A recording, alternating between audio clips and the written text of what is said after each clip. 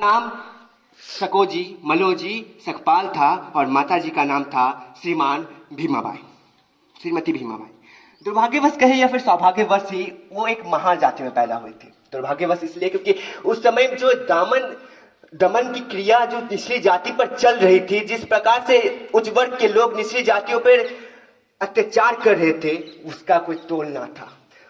निचली जाति खुद को उच्च वर्ग से बहुत ही अलग समझती थी और बहुत छुआछात और भेदभाव थे इस समाज में।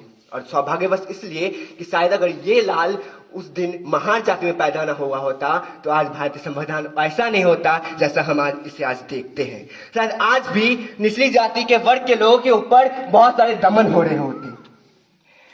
हाँ, ऐसा ही एक किस्सा उनके बचपन के दिनों का है। जब वो पहली बार स्कूल गए थे तब उनके शिक्षक ने उन्हें कक्षा से बाहर बैठने को कहा था। ये सिर्फ एक दिन की बात नहीं थी, उन्हें हर रोज कक्षा से बाहर बैठकर ही ज्ञान प्राप्त करना पड़ता था। भले ही वो ज्ञान को पाने का अधिक क्यों ना हो, लेकिन वो कक्षा के बाहर ही बैठते थे।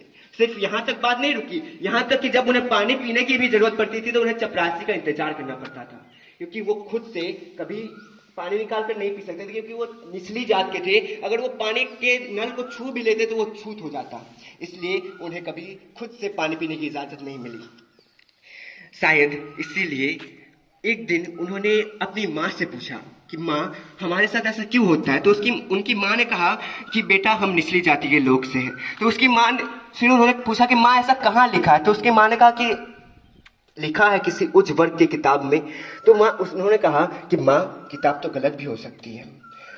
फिर उसकी माँ ने उनसे कुछ नहीं कहा। फिर वो कहते कि माँ, मैं जब बड़ा हो जाऊंगा तो एक ऐसी किताब लिखूंगा जिसमें सब लोग बराबर हो, जहाँ कोई जाति भेदभाव ना हो, जहाँ सारे इंसान, स्त्री पुरुष सब बराबर हो, जहाँ किसी प्रकार का कोई छुआछात और भेदभाव ना हो।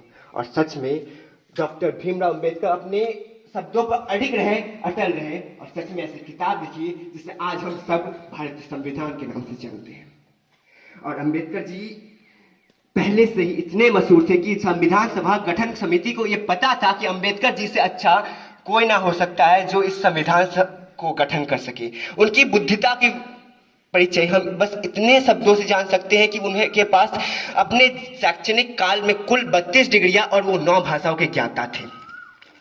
अगर इतना कुछ सुनने के बाद भी कोई मुझसे पूछता है कि अंबेडकर कौन है, तो मैं उनसे बस इतना कहना चाहता हूं कि देश की राजनीति को पलटने वाले हैं डॉक्टर भीमराव अंबेडकर। देश की महिलाओं को सम्मान दिलाने वाले हैं डॉक्टर भीमराव अंबेडकर। डॉक्टर भीमराव अंबेडकर वो है जिन्होंने भेदभाव और छुआछात जैसे घिनौने कुरीतियों को खत्म किया। हर व्यक्ति को समान अधिकार दिलाने वाले हैं डॉक्टर भीमराव अंबेडकर। और कहते हैं ना, अच्छे इंसान को शायद भगवान जी थोड़ा जल्दी याद कर लेते हैं, इसलिए शायद 6 दिसंबर 1956 में हमारे प्यारे बाबा साहेब हम सबको छोड़कर चले गए। पर जाते जाते हम विद्यार्थियों के लिए उन्हें कुछ खास शब्द कहा है, जो कुछ इस प्रकार है कि बुद्धि का विकास करो, अज्ञानता का नाश करो, उच्च